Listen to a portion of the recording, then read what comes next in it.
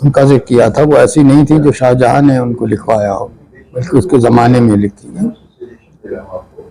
تو وہ اس کے بیٹے دارا شکوہ کی کتاب میں اپنشد کا ترجمہ فارسی میں بہت مشہور ہے. اور دبستان ایک کتاب ہے جو ایک پارسی آتھر نے لکھی جس کے نام پر ڈبیٹ ہے. بہرحال وہ پارسی تھا. جو اتنے مذہب ہیں دنیا میں ان کا اکاؤنٹ ہے جو اس وقت دنیا میں کہیں لکھا نہیں گیا تھا.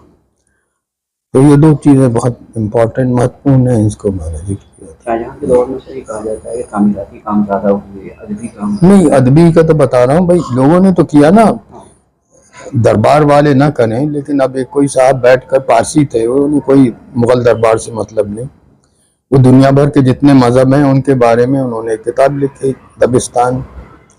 تو وہ ایک دنیا میں ایک یونیک چیز تھی، اس وقت کہیں ایسا نہیں ہوا تھا.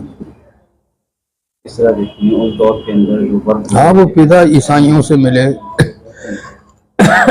پارسی تھے، وہ فارسی اور عربی جانتے تھے، تو انہیں کوئی مسلمان اسلام پہ لکھنے میں نہیں تھا، لیکن ہندو مذہب پہ بہت ہی تفصیل سے انہوں نے لکھا. سکھوں پہ لکھا، سکھوں پہ ان کا جو اکاؤنٹ ہے وہ اب تک بہت مشہور ہے. کرٹیسائز بھی کیا. نہیں کرٹیسائز نہیں کیا، وہ تو صرف یہ کرتے ہیں کہ جو ان کا بلیفس ہیں، اعتقاد ہیں، یا جو بھی وہ یقین کرتے ہیں وہ ہم دے دیں.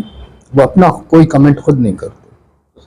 یہ تو اور مذہب کے ہر ایک کو بہت فری اس نے اچھی طرح بیان کیا کہ اس مذہب کے لوگ یہ کہتے ہیں، اور یہ بھی بیان کیا کہ اس مذہب کے مخالف کیا کہتے ہیں اس کے بارے میں. تو جیسے اسلام ہے تو اب اس نے دیا کہ عیسائیوں اور یہودیوں کا کیا کرٹیسزم ہے اسلام کا. تو اس طرح سے وہ پوری مکمل، جیسے مکمل کہتے ہیں نا، کمپلیٹ بک ہے، دونوں طرف کی بات ہے. آج کے سیمینار کا انعقاد کیا گیا، اس کا موضوع ہے شاہجہاں، جو کہ 5واں مغل بادشاہ تھا ہندوستان میں. اس کے زمانے میں فارسی ادبیات، اور یہ ہم بات کر رہے ہیں 17ویں صدی عیسوی کی. شاہجہاں کا زمانہ 17ویں صدی عیسوی کا زمانہ ہے. 1657 میں اس کا بادشاہت ختم ہوئی. تو بہرحال اس دور میں، لیکن پوری 17ویں صدی کو ہم نے مد نظر رکھا اس میں. تو میں نے جو کہنے کی کوشش کی یہاں وہ یہ ہے کہ ہم کو یہ بات کبھی نہیں بھولا. اب آج ہم اس ماڈرن زمانے میں ہم شامل ہو گئے ہیں اس گروپ میں جو اینگلو فون کہلاتا ہے. اس اصطلاح کو تم استعمال کر لینا، اینگلو فون یعنی انگریزی زبان کا جو ایک دائرہ ہے اس میں ہم شامل ہو گئے ہیں. لیکن ہم کو یہ بات نہ خود بھولنا چاہیے، نہ کسی کو، دوسرے کو اور دنیا کو اور دیش کو بھولنے دینا چاہیے کہ ایک زمانہ وہ تھا جب ساؤتھ ایشیا اور ہندوستان یہ پرسو فون میں تھا، یعنی فارسی کے دائرے میں تھا. اب اینگلو فون کا زمانہ ہے، وہ پرسو فون کا زمانہ تھا. اور ہم چاہتے ہیں کہ ہم یہ سیمینار یا لیکچر یا کانفرنسیں کروائیں، اس کے ذریعے سے ہم یہ بات یاد دلائیں کہ ہم اینگلو فون میں بھلے ہی اب آ گئے ہوں، لیکن ہمارا جو پرانا جتنی بھی میراث ہے وہ پرسو فون کے زمانے کی ہے. اور دنیا کو یہ یاد رکھنا چاہیے کہ فارسی اس زمانے میں مین ڈپلومیٹک زبان تھی ہندوستان کی. اور اس وقت ہندوستان دنیا میں، یہ بات میری یاد رکھنا اور لکھنا، اس وقت دنیا میں ایران سے بھی بڑھ کر جو فارسی زبان اور ادب کا سینٹر تھا وہ خود ہندوستان تھا.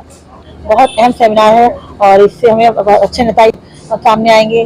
اس ٹاپک کا عنوان ہے ادبیات فارسی در زمانے شاہجہاں. اور شاہجہاں سے ہم لوگ بخوبی واقف ہیں، اس کا کتنا کنٹریبیوشن ہے. اور خاص طور سے ہم لوگ جو ہیں اسے تاج محل کی، ایسے تو ویسے بہت سی عمارت ہیں جیسے آپ نے ابھی میں سیمینار میں بتایا گیا، لیکن جو تاج محل کی اہمیت ہے وہ ہمیشہ دنیا پورے ورلڈ میں فیم ہے.